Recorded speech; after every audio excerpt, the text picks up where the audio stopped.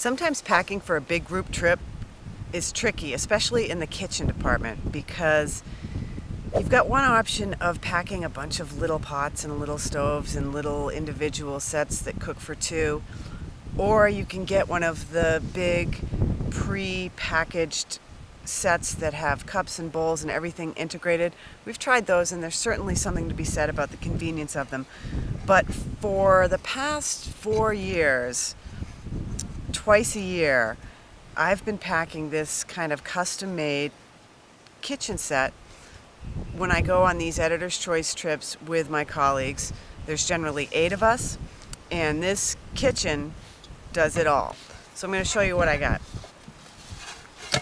First of all, I start off with one giant pot. This is a 5-liter pot with a fry pan lid.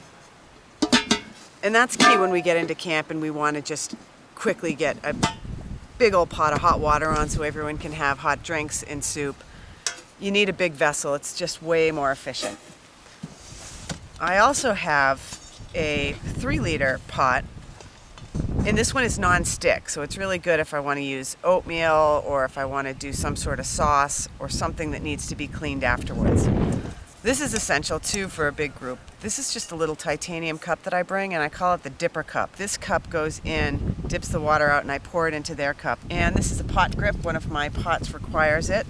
I've got 2 lightweight canister stoves in here. They both use screw-on canisters, so we only need one type of fuel. It's simple and easy. And I keep those in stacks so they don't scar or scratch the nonstick surface. This is my titanium spork. This is my own personal bowl, which I stash in here. And hand sanitizer. Anyone who comes into my kitchen needs to take a squirt of hand sanitizer and clean up. I've got a lighter.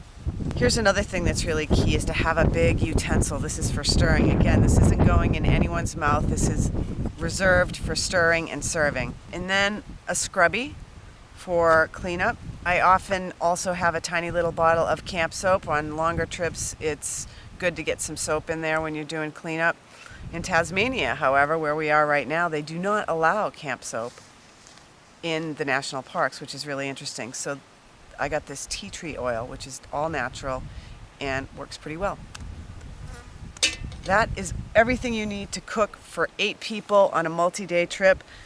And the whole thing packs up into this one pot, and it's pretty darn lightweight as well.